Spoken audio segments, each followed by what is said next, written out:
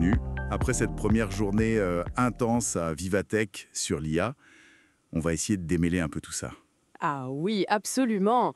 C'était dense, hein. On a eu L'Oréal sur la créativité, le codage avec AWS, Anthropic, Oui, c'est ça.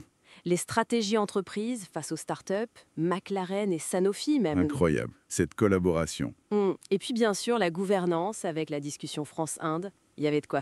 Exactement. Donc l'idée ici, c'est d'aller chercher la substance, les retours d'expérience, la vraie valeur ajoutée, mais aussi les points de vigilance, quoi. Alors, si on commence par la créativité. Chez L'Oréal, on a vu des exemples assez bluffants, non? Des concepts de films faits en quelques jours, IA générative à fond. Oui, c'est ça. Images, musique, tout. Mais ils insistent beaucoup sur le côté augmentation. L'IA comme un outil pour les créatifs, pas pour les remplacer. C'est le discours ambiant, j'ai l'impression. Mais est-ce que c'est vraiment vécu comme ça partout sur le terrain? C'est la grande question. Pour l'instant, oui, on met l'accent sur l'outil. Dans le codage, c'est un peu pareil. Anthropic qui dit que Claude Code, leur outil, a été écrit à 90% par une IA, c'est quand même fort. Ah oui, 90%. Et on parle de Vib coding, où tu décris ce que tu veux faire et l'IA génère le code. C'est fascinant pour l'accès, la démocratisation. Mais Mais bon, quid de la qualité réelle, de la maintenance derrière? Et puis, quelles compétences il faudra demain? Ça libère du temps sur le papier, mais pour faire quoi? Des tâches à plus haute valeur ajoutée, soi-disant. je vois. Et puis, il y a l'IA plus discrète, celle qui s'infiltre un peu partout. L'étude INEMS sur le spectacle vivant, par exemple. Ah oui, c'était intéressant ça. On voit que l'IA est surtout utilisée en back-office, pour la gestion de données, l'admin. Moins sur scène, pour l'instant. Voilà, moins spectaculaire que les hologrammes d'ABBA, mettons, mais ça structure peut-être plus en profondeur les organisations.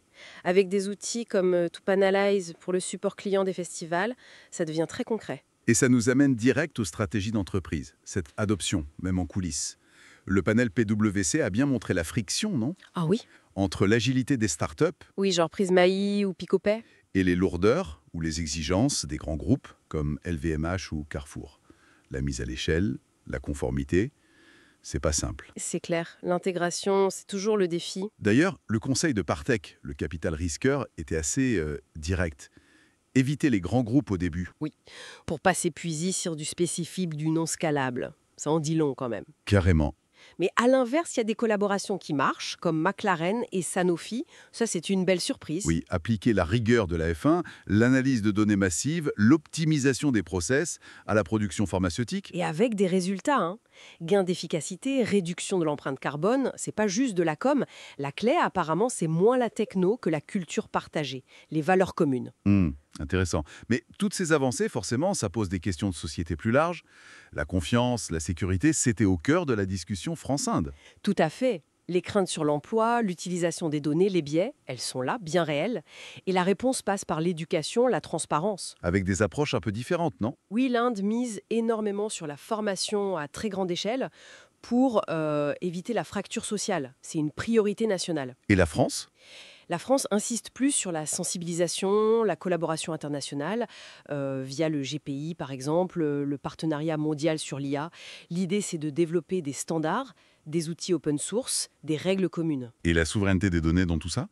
C'est un enjeu majeur pour les entreprises. On a vu des acteurs comme Poolside ou même AWS qui proposent des solutions pour aider à garder le contrôle sur où sont les données, comment elles sont traitées. C'est crucial. Et au milieu de ces grands enjeux, il y a aussi des initiatives très personnelles presque, comme Yannick Aleno qui utilise la tech pour la sécurité routière. Oui, suite à un drame personnel, ça montre que l'IA peut aussi être un levier pour des actions très ciblées, très humaines finalement. Donc, pour résumer cette première salve de Vivatech, on a une IA qui se diffuse partout, beaucoup de promesses d'efficacité, de créativité nouvelle.